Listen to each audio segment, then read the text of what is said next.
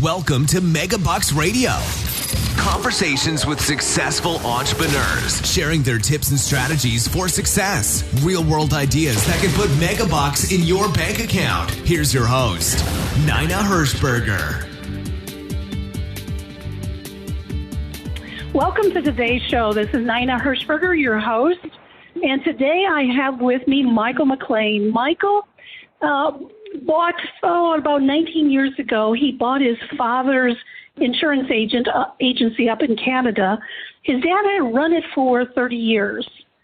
And Michael, when you bought it, I know you had been into marketing at the time, but what did you do? Triple that business within, about 3 years based on the marketing that you were doing? Yeah, we grew the business from $3.4 million in premium volume. I used to sell home and car insurance, and we were able to 3x-size the business in 36 short months, basically with an aggressive, almost a maverick renegade aggressive type of marketing where people would phone into the agency and we would write the business, over the internet and 100% of it by phone. So we had our agency, over 300 calls per day. We were answering the phones 24 hours a day, but we transitioned from a regular insurance agency into a marketing juggernaut, and that's the way we were able to do it. So about 3 times the size in the first 36 months.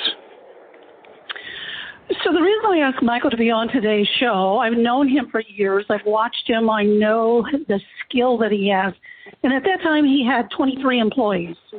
About 4 years ago, he sold the agency, but he still has employees. And so the topic we're going to talk about today, because he did things so differently, so unusual, which in today's market is even better to do, to find good employees, what to do to keep them, and how to keep them motivated. So, Michael, welcome to today's show. Thank you, Nina. I'm glad to always talk marketing, business, and employees. Yeah. All right, let's start out with attracting applicants. Tell us what it was you did. Well, for us to be able to scale our business the way we were wanting to scale it through our marketing, I knew that my number one challenge was always going to be attracting the right type of team member, employee, and then keeping that person. So the number one expense you have in business is staff. And when I say expense, it costs a lot of money to attract the right person. It costs a lot of money to train the right person. And it costs a lot of money when the person doesn't stay with you. So retention was a big focus of ours. But no different than getting the phones to ring for me to quote an auto policy or a home policy. I built a funnel to attract high-quality employees. And what I mean by funnel is an attraction system, a systematic system that worked 365 days a year to make sure we had resumes coming into our office on a daily basis, and they would trickle in like a faucet would trickle, like 2 a day, 3 a day, and this way we were never without good people. We were never in a situation where somebody gave their resignation and moved on to a different job where we didn't have somebody else in the pipeline. And so that was the secret to our success. And you have to remember, we grew, when I started with my dad, we had 3 employees. After 36 months, we had around 17 employees, and then after 5 years, we were up to our maximum, which you said is 23 people. So that's a lot of hiring and training. And the way we did it was with what I called my hiring system, and that's exactly what it was. We set it, we forgot about it, and we just had amazing people, prospects, trickling into our pipeline every single day for the 15 years that I was in the insurance business. Okay, so let's go into the details, because I know I've seen some of it. So tell me what that system looks like, starting with the step number 1. Well, you know what, we knew we were in I asked myself, okay, what business am I in? I'm in the people business. I'm in the relationship business, and that includes attracting employees. So we took our approach and we said, okay, every single thing that leaves our agency, whether it's an envelope sending somebody their renewal, whether it's a thank you card, whether it's an email, we did a lot of faxing in those days, whatever it is, a social media post, let's have something on there saying we're interested in attracting and training great people. So we were in the marketing business to hire to qualify people. So it didn't matter whether it was our newsletter that went out every month, Nina. It didn't matter if it was we had a tagline on everybody's email. So, you know, we had 10 staff members at the time, and each person, they send up hundreds and thousands of emails in a month or in a year. We were always driving people to a help wanted video page, and that was just me. One day I shot a 2 or 3 minute video, and it drove them to a video page. It was just me standing there telling them about our company, McLean Insurance. And that page did two things. That video page did two things. It got rid of 90% of the people that we did not want to be, we just didn't want. They couldn't follow directions, or they weren't the right fit, whatever it was. And then it attracted that real outstanding 5% of people, and those are the 2 or 3 that would trickle in each and every day. So that was just a simple video page. Also, I had copy on that page which said, okay, this is exactly what this job is about. Here's exactly what we're looking for. And most importantly, Nina, I had on there always what we did not want. So once again, we're talking to the absolute ideal prospect. This is what we need to do this job. And then here was the test, and this is what saved me the most time and money, is everybody that went to the website. First of all, they had to go to the website. They had to send us a package by FedEx. They had to send it to me personally to a specific address, and they had to write a letter about, and it changed up, but I would have them actually sit down and write a letter about who their personal mentor or hero was, and then I also have them write a letter about why they thought they were the perfect candidate to work at our office. So it was amazing. When these packages would arrive each and every day in my office, almost 85% of the packages were incomplete, which meant maybe the resume was there, but then the letters weren't there. Or maybe they shipped it to the wrong address, or maybe they sent it to the wrong person in the office. So right then and there, I was working with only 15% of the candidates. And those are the people, Nina, that showed me that they could follow direction. They wanted the job. It was more than just clicking on a website. They took the time to sit down and write a couple of letters to me. And this told me as much about these people as any interview. So I didn't have to waste time with 85% of the people who were unable to follow directions. And that's basically how our funnel worked. Now, the 15% that did what they were told, they followed direction. I would interview those people. My manager would interview those people. And quite often we had 2 or 3 outstanding people, battling, really competing for only 1 or 2 jobs. So it was a really nice feeling to always have that funnel full of people that could do a really good job for us. So, Michael, let me ask you this. I mean, by this time, did they know how much money they were going to make, what the benefits were? Had you gone through any of that yet by this time? Well, everything was on the web page. So in other words, this is exactly how much you're going to make the first 30 days. This is exactly how much you're going to make after 90 days. You're going to be on probation for 3 months. These are the hours. This is how much vacation time. This is how you're expected to dress. Everything about our culture. Basically, the page was, okay, this is who we are.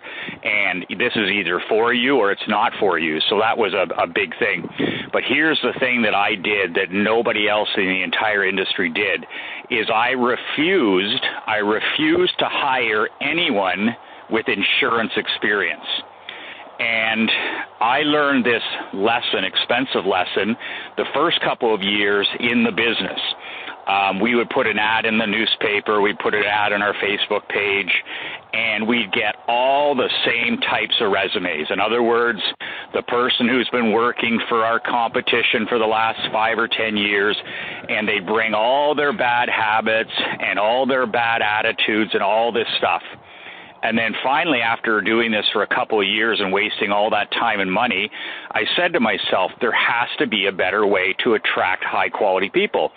So I put on my marketing hat and said, of course there is. It's as simple as marketing, direct response. And that's what the funnel was able to create. Now, a lot of people said, this is insane. I mean, you bring people in and you train them, and we train them our way. So I was dealing, Nina, with people that were looking to start a new career. They were excited about our culture, but they also were going to be trained our way with our systems and procedures. So I had 23 people on my team who had been trained personally by myself and my staff. We did things a certain way, much different than most other insurance agencies, and we had a real good, solid team culture because these people had never worked in the industry before. And then I would take them after we had trained them for the first 12 months to 6 months, and then we would transition them into the right seat on the bus. In other words, is this a salesperson? Do they have a sales personality? Or are they a service person? Are they a receptionist type of person? And just like my father trained me in the first 12 months that I was in the agency, they learn every job from the front door to the back door. I learned how to answer the phones. I learned how to turn on the alarm at night. I learned how to write handwritten letters. Absolutely everything is systematized. And this is what these prospects and employees came through. And the great thing is that after 30 days, you really know whether you have a person that's going to work out or not. So we weren't investing all this time and money in somebody we weren't sure of. And that was the funnel that we used, and that was my secret weapon, hiring people. And I used to put that right in the ad, Nina, where I'd say, no insurance experience required. And just amazing. We had people that had worked in dentist's office. We had people that worked in doctor's offices. We had people that worked in law offices. We had people that worked on farms and in the hospitality industry. We had all these amazing prospects coming from outside of the insurance industry, and then we would train them our way. What do you think was in that ad, though, that drew them? What was it about your culture that they really liked? I think the thing that most people spoke about, and we questioned them when we interviewed them, was how straightforward and completely different our advertisements were.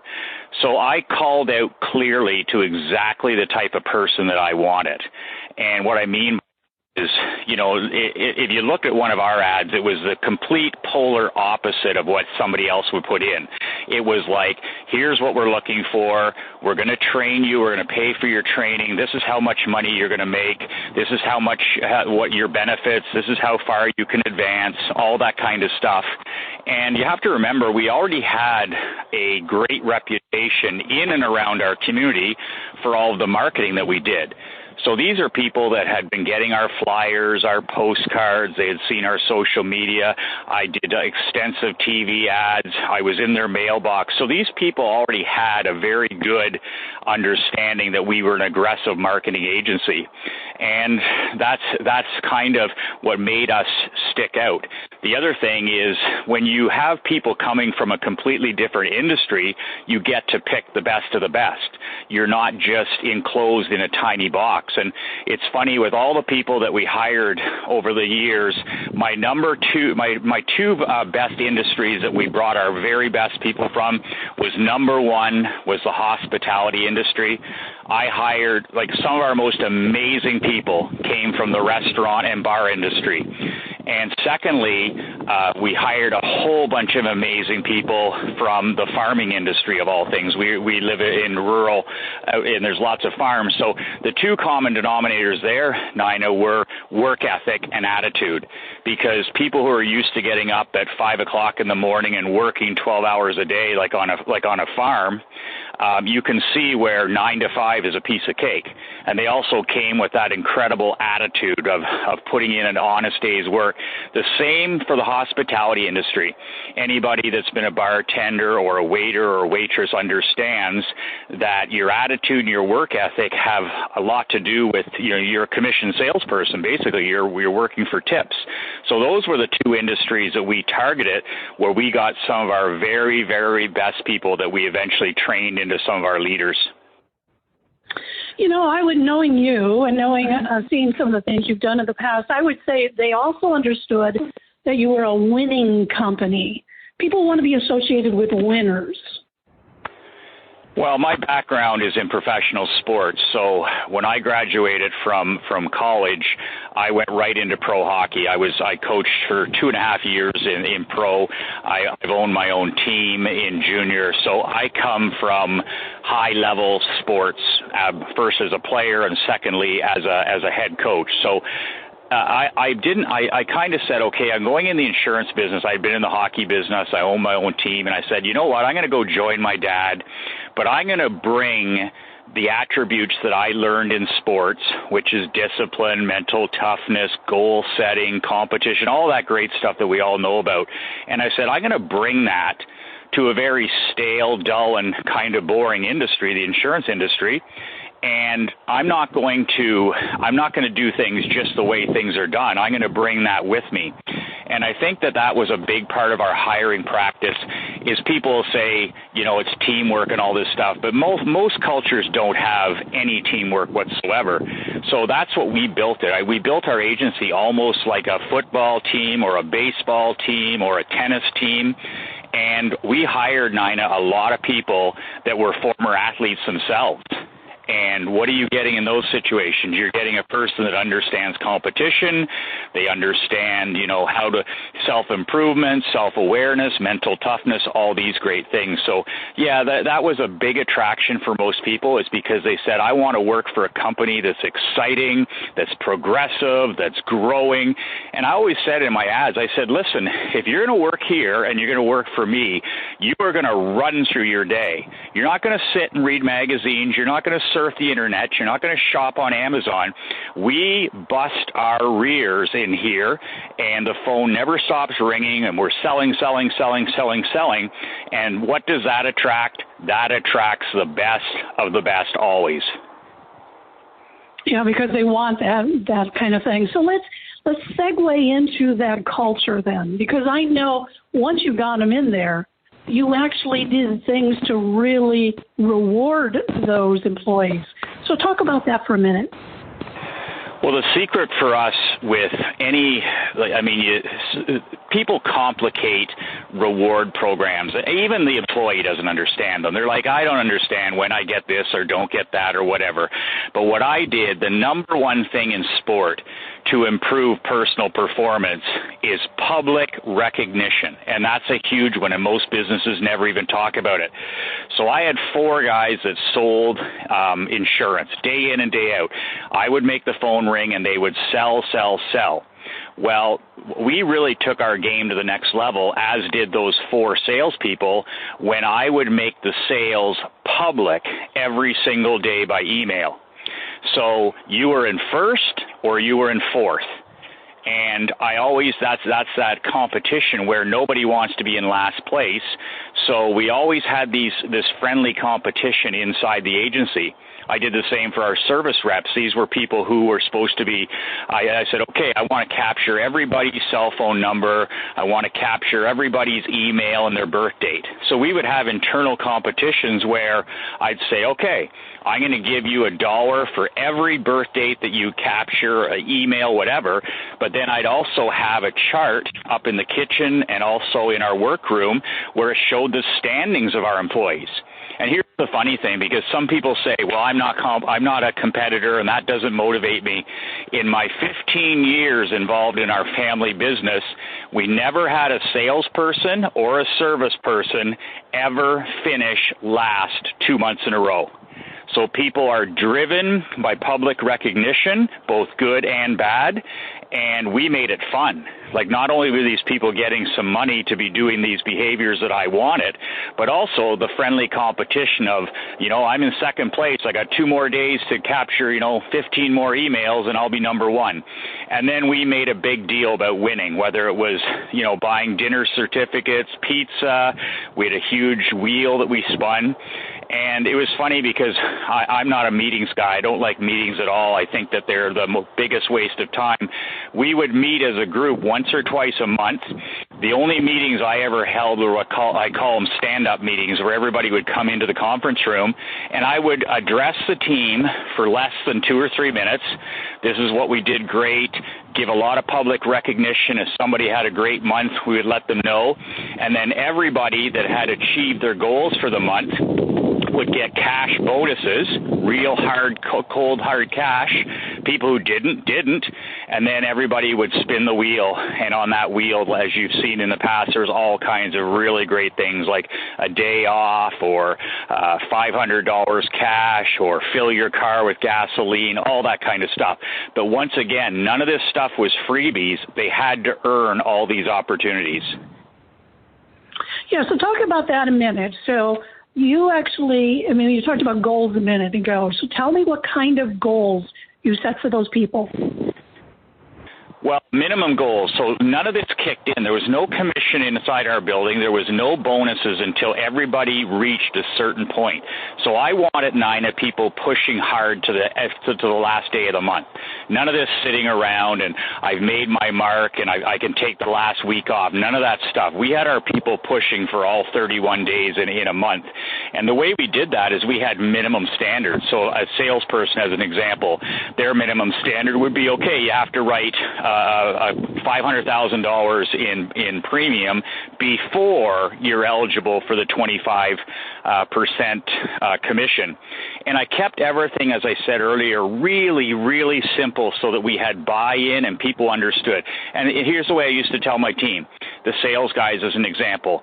For every $1 you bring in, I'm going to hand you back a quarter for as long as you live here. So if you bring in $1 into this business, I'm going to give you 25 cents back every time. So that was our commission structure. Like, it was so simple. It was the same for the service team. I said, listen, I know you guys don't spend a lot of time selling, but when they were servicing those clients, they would then sell another piece of business, and I'd give them 25 points or 25% of everything they did there. I did the same with email captures and cell phone captures, where I said, I'll pay you $1 for each of these. Simple as that. So then it's crystal clear. They know exactly. And then at the end of the month, I would just walk around up at our meeting, and I would hand, somebody would get a check for $400 and some dollars. Somebody would get a check for $117. Somebody might get a check for $1,000. It all depended on how much of that stuff that they achieved. So everybody had their base salary, but they could easily make themselves another $20,000 in our agency by just doing the behaviors that we were asking them to do in the first place. I remember one of the behaviors you really wanted was thank you notes. Didn't you have they had to send out so many thank you notes a week? Five per day. So the power of a thank you note, and these were like a wedding invitation where the person gets it in the mail, it's handwritten, their name's on it, there's a live stamp. And so what I would say, when we had 10 employees, we started doing this, and we did it right up to the day that I sold the business, is every employee had to send out 5 thank you cards. Okay, and we did this per day. So think of those multipliers. So you have a person working 5 days a week, you have 23 people, and they're all sending out 25 thank you cards per week. Well, it's not long until you've sent a handwritten thank you card to thousands and thousands of your valuable customers and clients over the course of a year. And how much time did that add? It added maybe half an hour of total work. but also look at the power of having, everybody doing that one thing. When they did that, they got rewarded, and I kind of forget what we even did, but that was like something they got to spin the wheel or whatever it was. And once again, it was just a matter of me deciding what are the behaviors that I need for us to be successful, and then taking these and incentivizing them and making sure that the staff are making them happen every single day. Yeah, I mean, is that one of the cultural things that you don't see very often in any business? First of all, they don't think about what behaviors do I want. Let me say, so somebody would say to you, Michael, 23 times 5 a day, that's, times however much per stamp, and then the envelope and all the time. And wow, that's a lot of money. We can't afford that. Well, the thing is, when I first started in business, I always kept a thing of thank you cards on the table at home when I was watching Sports Center or what. And I got into the habit when I was in business, when I was really young, was sending 3, 4, 5 cards a day. I can say 20 years later that's probably the most profitable activity that I did personally as a business operator. And it was so profitable, and in terms of retention and thanking people and referrals and all this stuff, that's why I decided then to get my entire team into it, because I realized, Nina, this is probably the most profitable thing I do. And once again, I would write a handful of cards in 10 minutes watching Sports Center some night. But I got into that discipline of sending those thank you cards out. It could be to a staff member. It could have been to, somebody at the Rotary Club. It could have been somebody who did a favor for us that day. It could have been a client. Maybe it was a high-end prospect that we had been given the opportunity to quote their insurance. But that was my greatest ROI. There was no better return on investment in all of our marketing than sending out those handwritten thank you cards. Okay, so fast forward. It's now 4 years later. You sold the agency. We're now in what I kind of call a post-COVID kind of community. Here in the United States, at least, a lot of employees have been, still getting their unemployment, and then they're getting an additional $300 a week. So businesses are having a tough time even trying to get anybody to apply. Even if they say they're going to come in for an interview and you have 20 that say they're coming in, you might have none show up. Do you think it's any different these days, Michael, than it was 4 years ago? Well, I think it's more of a challenge, and I think that whenever there's a challenge, you have to do things completely the opposite of the way that's failing for other people. So, in my business, as an example, like I have 2 full-time employees. If I'm looking to hire a person tomorrow, I want to show up, Nina, where nobody else is. So I want to be offline as much as possible. So, as an example, everybody puts their resumes in the same places in these online places, and you get everybody. You'll get 300 applicants. Well, there's no filtering. You have no clue what you're getting, and most of the people don't even remember applying.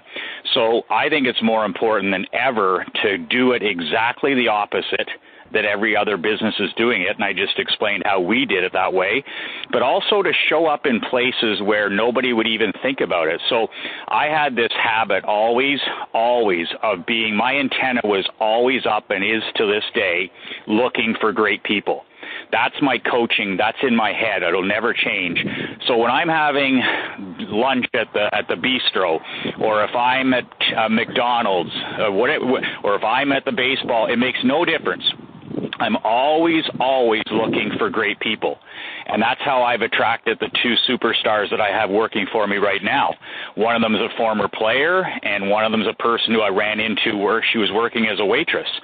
So I think that more than ever, we have to have our antenna up to see great people. It might be somebody that's working in your dentist office. Who knows? But I always say to these people, I always used to give them my card and say, hey, if you're ever looking for a career change, give me a call.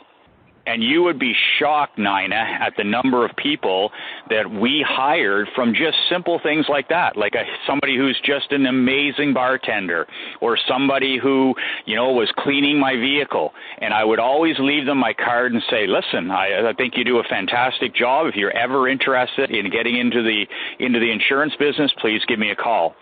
So I was always recruiting, and I think that that's more important for today than ever before. The other thing that I mentioned were just little things that are leaving your office, like instead of depending on help wanted ads, just always be recruiting, whether it's when you send an email or a text or whatever, that you have some sort of link or video or invitation that says, hey, we're hiring. And that way you're never in a tough spot where you don't have a funnel full of people. And the other thing I was always taught was show up, where nobody else expects you. In other words, what the question I would ask myself is, where can I look for great people where other businesses would never even think of being? And, that could be anything. That could be at the high school baseball stadium. That could be, through the Rotary Club, all kinds of different things. But that was what we did. We just never, ever, ever stopped recruiting great people.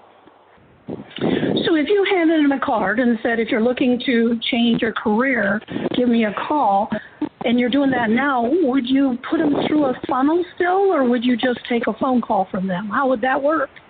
Well, in those cases, because I got to evaluate them, that's the greatest thing about that is you get to evaluate a person when it's almost like they're giving you a job interview and they don't even know it.